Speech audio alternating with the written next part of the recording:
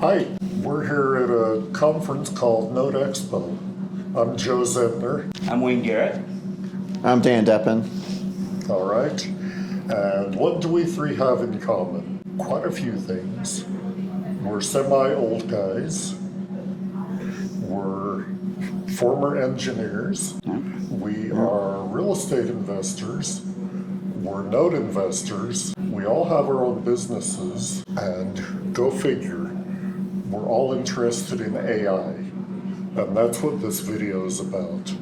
Before we get into that, and this won't be a long video, but before we get into that, tell us about your business. Sure. So again, my name is Wayne Garrett. I have a note investing company called Note Fellow. I invest in performing notes. I do partials, and I also do private money. I've been doing this for about 5 years. And then through the course of time, a need has arisen as AI has increased in our marketplace. It's the next phase. It's the next thing that's coming in. And I see a need for it talking to other real estate investors. So I've also started an AI-based agency company called Sterling Solutions. So that's my AI company. And as we go through this conversation, I'll kind of unpack that a little more. Okay. You have Call The Underwiter. I do, yeah. So I got two companies. So I got Call The Underwiter, that's an RMLO that helps investors originate seller finance loans. And then I've got Fusion Notes, which is my company that I use to buy notes, primarily performing these days. Yeah. Do you want to give a 10-second definition of performing? Yeah, so basically when I buy loans now, I like to buy loans that are cash flowing, so they're just making payments. They're not always necessarily like perfect on time, but these days, in the past I've done a lot of non-performing loans, but these days, because I'm just so busy with so many things, I'm trying to keep my loan portfolio lower maintenance, so I'm trying to where the borrowers are paying. Still get defaults though, now and then. That way you're not chasing after them. You work the first half of the month, as do you and I, when those mortgage payments come in. Yes. That's sweetness. Yep. Exactly. And at the same time, we're helping people who otherwise wouldn't be able to afford a mortgage to have a home. Right. Yeah. Okay, so that's not what this is about. I had my first AI class back in '83. I think that's 4 decades ago. And I've been working off and on in AI much of that time. Not the whole time, but much of that time. Towards that end, a few months ago, I began writing a book. It's called something like Artificial Intelligence, an Old Guy's Perspective. The title may change. I'm not sure. I'm about done writing it. What it does is it talks about a whole bunch of different fields within AI and how they've proceeded through the decades, starting way back in the 50s with early AI through 2025 and what we think is going to happen in the next few years.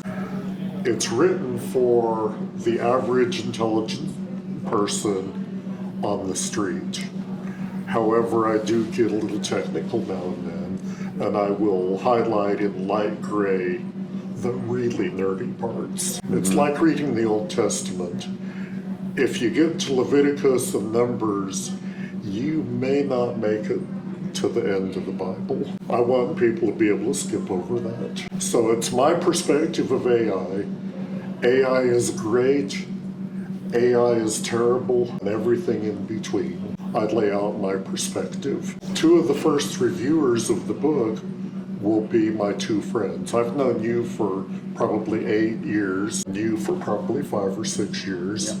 You're both doing AI things that I think are groundbreaking and really interesting. They're going to work with good results. And I'm really looking forward to your contributions within both real estate, note investing, AI.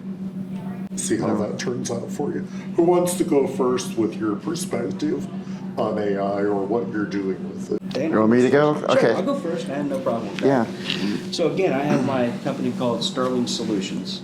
And this was really born out of a conversation with a real estate friend of mine. I'm having a conversation and he's sharing just problems in his business. I've got leads coming in. I've got this phone number and a lead comes in and I'm busy. I'm with a client. I'm doing this or that. and I missed the call. And as we all know, if you miss the call, they don't leave a voicemail, and if you try to return the call, they don't pick up.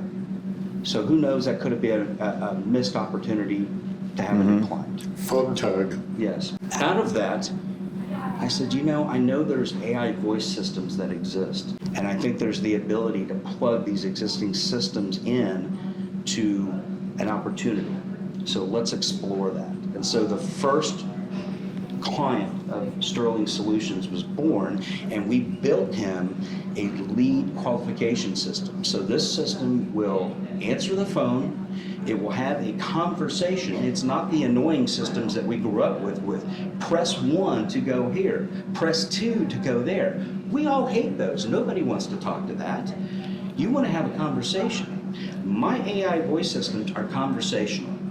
They're programmed to follow a script, to ask certain lead qualifying questions that the client has determined that they want to be asked, and they lead the caller through a waterfall of qualification questions in order to capture critical information. What is their first and last name? What is their phone number and email? And just briefly, why did they call? Are they looking for, in my first client's case, are they looking for a home to buy? Are they looking for a home to sell?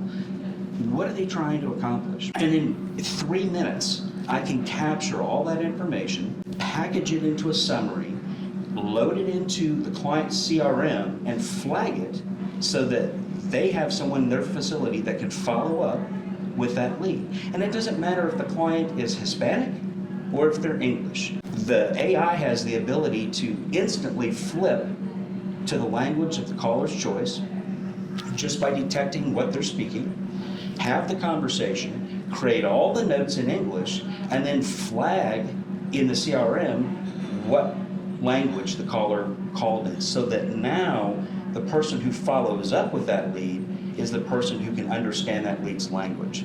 So it strips away the language barrier, and it helps get leads that may have otherwise been missed.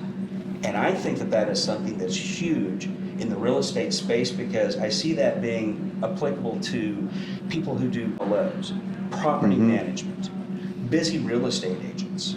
And I'm already on to client number 2.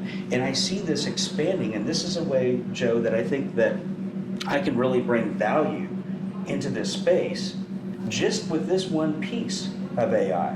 Because there's so much to do with AI, but just with this one piece, I can bring value. You and I are both in a highly advanced, expensive sales training program. A fellow by the name of Jerry Green, who bought that company from John Martinez, one of the premier real estate sales training minds in the country. Right. And you did a 5-minute conversation with one of your agents where you were using some of those pretty advanced, sophisticated programs to make yourself better on calls. Yes, exactly. And it reminds me of another person that we heard at the Note Expo conference, Tom Force. Tom Force is constantly, when he's in an airline pilot simulator, he loves hard problems thrown at him. You probably love hard questions thrown at you. And I've seen you practice with your agent dealing with hard questions in a practice environment. Yes. Do you want to talk about that a little bit? Well, dealing with the agent in this practice environment helps you handle what I'll call edge cases. Typically, you can handle about 80% of everything that's going to happen with the upfront programming, but the edge cases are where having the conversations, reviewing transcripts, and figuring out, okay, did something happen? Did it respond in a way that maybe was unexpected? And then going back and fine-tuning that programming to then allow it to be able to adapt to that situation. So we've all heard of computer chess. Your computerized chess set gets better every day that you interact with it. Yes. Is it still possible to beat it? Of course. Okay. Of course. Because the technology is still growing and the technology is still improving. And as we see, just on the commercial side, if you look at the releases of, say, ChatGPT, Claude, any of these systems, every 6 months, there's a major revision that happens. Right. So this industry is moving super fast. So whatever is maybe perceived as a barrier today, those barriers are falling every day. And so you have to constantly go back and review the technology and see if there's areas to go back and make revisions to make it better.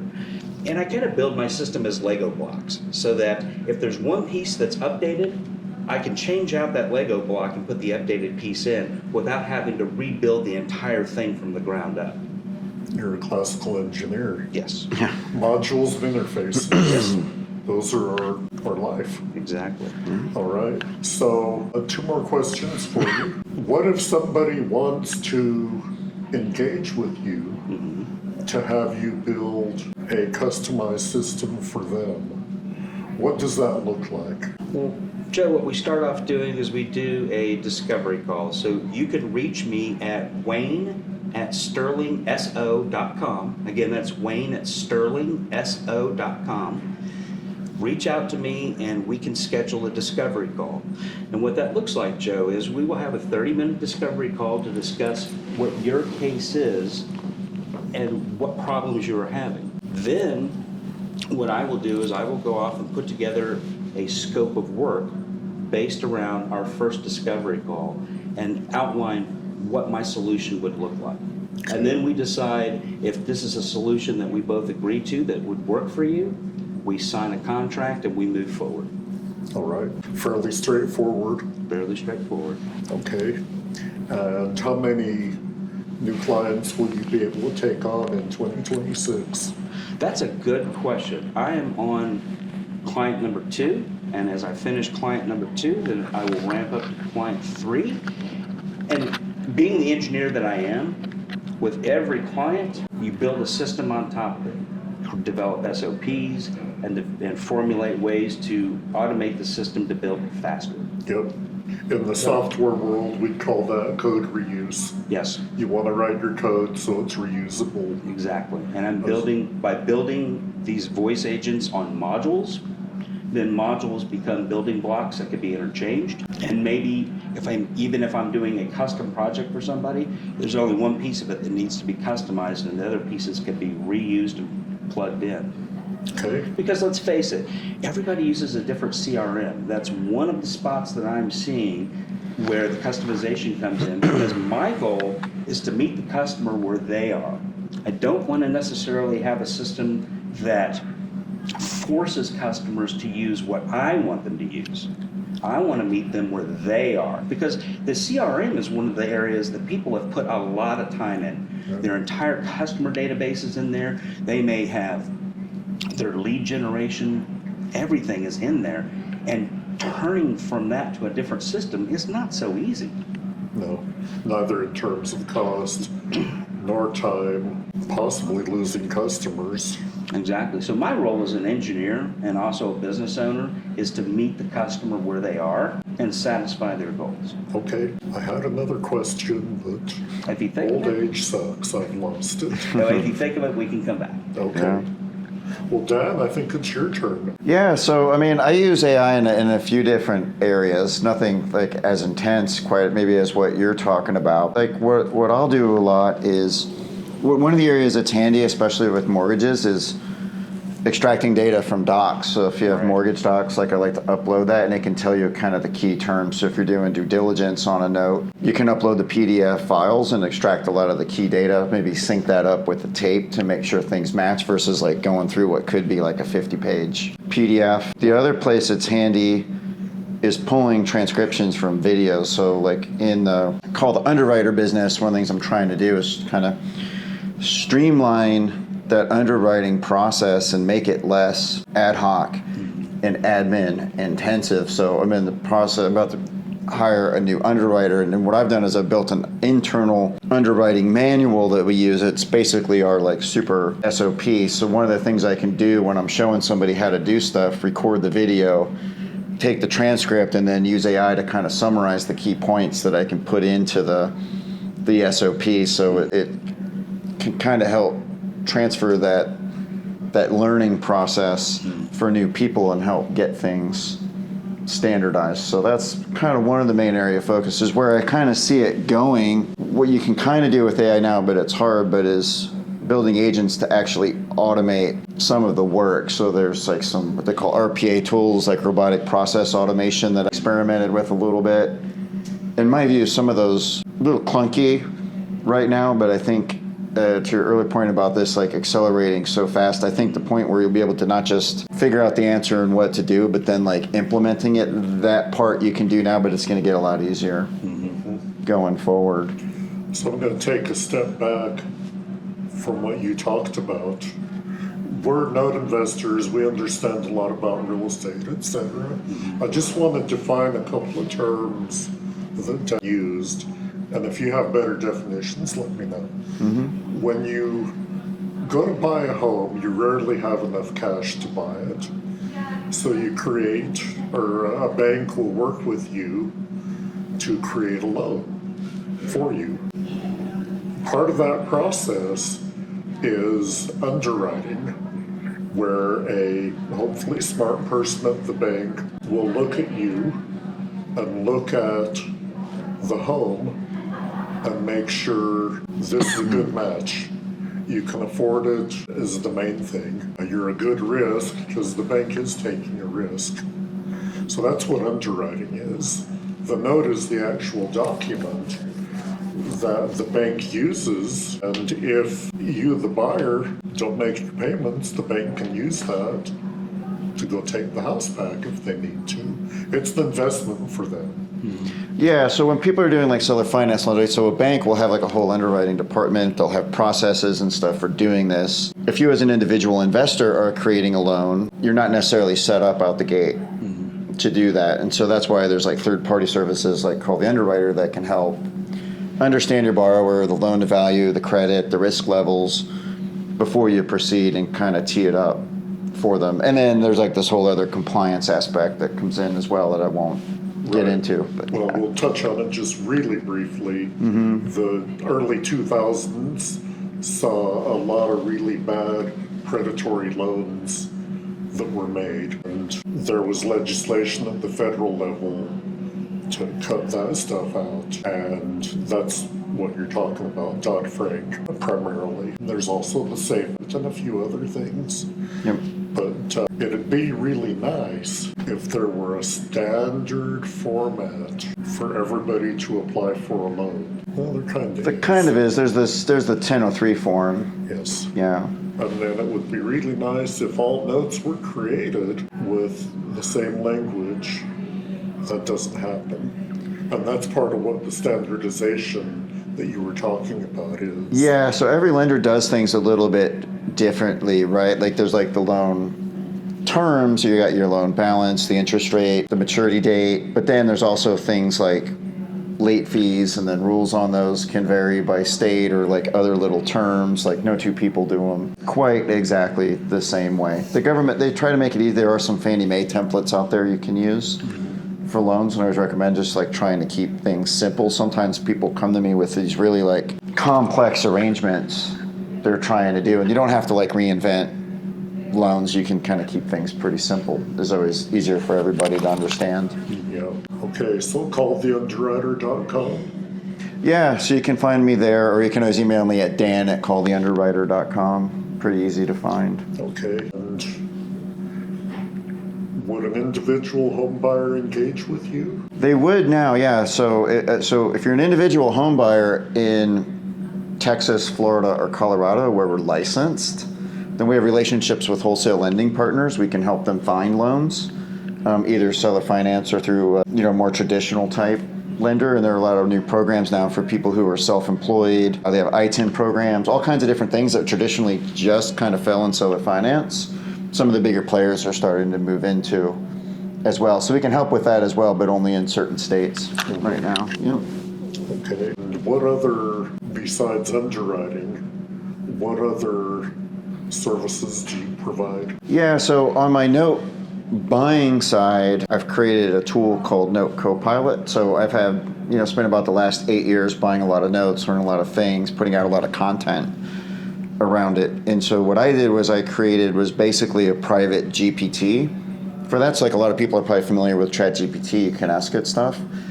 I took one loaded with all of my private data specifically for notes. So what people can do with that is they can use it to kind of walk themselves through a deal. Like you can say things like, hey, I want to find a note to buy. Here's what I'm looking at. Like, what are some places I could go?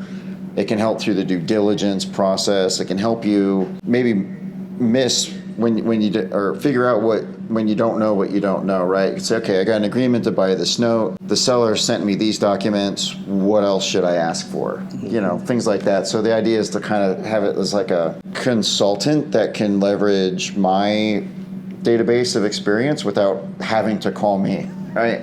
Or having to do something else. So that's kind of my most recent project. And I think too, is like in general, I think we'll see like a proliferation of these specialty AI tools that are really good for like one specific domain. And then the next one that I don't have out yet, but hopefully by the end of the year, pretty soon, is I'm going to make another one geared specifically around like seller finance and creative finance and how to create loans and structure deals. And that one will just be on the Call The Underwiter website for people to use, but right now I don't have it working well enough to put it out, so I've got to tune it up a little bit. End of the year. Okay. You're married now. Recently. Engaged. Oh, okay. Yeah. I thought you were married. Same thing practically, but yeah, same thing practically. So do you think that end of the year, because of that relationship, will be, I'm teasing. Yeah. No, that's too much day to day. So she knows I'm a workaholic, so I don't, that will probably stay the same. Okay. One last thing that I wanted to throw out there. This week, there's been a lot of talk about lawsuits against AI providers. One of the things I talk about in the book is the fact that there will be highly specialized companies that deal with documents a lot. And they write or they have their own agents, their own large language models, etc. And they'll use them to produce custom documents. If there's a mistake, who's liable? Is it the AI company that wrote the engine? Is it the person that signs on their line? Is there liability there? You know, Joe, I think that's something that's going to have to be worked out in legislation, but I'll akin it to this. If I'm using an Excel spreadsheet and I'm managing, say I'm having a bookkeeping company and I'm running it on Excel, and Excel has a lot of formulas built into it, and I make a mistake in Excel, Yeah. who's liable? Am I, the business owner, liable, or is Microsoft liable? I think we would all say the person that did that. But what if there's an error in the formula? In other words, an Yeah, error. if there's a bug in the code, Yes, Who's but liable? and I'm not an attorney, but I think the way it often works now, right? Like if I don't know, if I give someone a file and there was a bug in my loan origination software and I calculated the DTI wrong, I'm not an attorney, it's probably still on me, right? Yes. Know of people saying like, well, my software provider messed up, you know? yes, I think ultimately the end answer is you as the business owner are ultimately responsible for the product you generate, whether you're an attorney or whether you're simply just an accountant. I agree with that. However, most attorneys will go after whoever has the deepest pockets. So, Again, I don't know. there'll have to be some legislation that is built around this. We're going into an area where we've never been. That's right. This is much like in the 90s when we went through going from not being on the internet to being on the internet, and there was so much that had to be figured out. And we're going to have to figure out. But the problem is that the AI advancements are going to move faster than the wheels of justice could ever move. Because the wheels of justice, as we all know, are very slow, and the wheels of progress are very fast. So with that being said, we will see. Interesting question. I mean, I think at the end of the day, companies aren't going to let that stuff slow them down. Like, people love their ChatGPT and their AI, and the demand for that is going to overwhelm anything else. It's just like the energy side, right? Like, these are all run by data centers that use a lot of power. For like many years, people were like concerned about, oh, reducing power doing this and that. Now that people need it for AI, they're like, States like Colorado, where I'm like, how can we build as many data centers as we can? We're going to go figure it out. You know, and it's like, well, how are we going to power into that? Well, nuclear's clean, we can do that. So people are like getting over all these problems because they want their AI. So I think my prediction is that the legal stuff will go in the same bucket as people will just be like, yeah, sorry, we're moving along with this. Yes, Yeah. because honestly, Joe, the truth of it is AI is not here to enslave us. AI is not here to put us all out of work. AI is, quite frankly, it's a superpower. When you learn how to use it, and even when you first start using it, beyond just asking it for a nice recipe to make fish, you can really dig in. And so, I've done the same thing as you have, Dan, as far as using AI to augment my ability to create notes, to create deeds of trust, and the ability to go in and make changes quickly to those documents and then use those documents. Do you want to check your work? Yeah, always check your work. But it's literally a superpower that's being used to augment human ability. Right. Steve Jobs, when the computer came out, if you guys remember, Steve Jobs said that the computer was the bicycle for the mind. You guys remember that? Have you heard that? I think we've all heard that. The computer's the bicycle for the mind. What I say, to take that one step further, is AI is now the motorcycle. Yeah, I think what's interesting about it's going to be really fascinating to see how it plays out is if you look at other transformations, right, like the Industrial Revolution, like not as many people work in farming, but that transition took a long time, and then we had like the internet wave, and that was a lot faster but still slower than what AI is going to create a lot of changes, but like at a super quick rate. So it'll be interesting to see how all of that plays out. It'll eventually settle in a great place, but the transition's going to be way faster than other transitions, I think. Yes. Well, we could talk all day, but we choose not to. So we'll put your contact information up at the end. Okay. And I appreciate your time, your wisdom, your friendship. Thank you. Yeah, thanks for having me. Yeah, thanks for having me. It's been fun.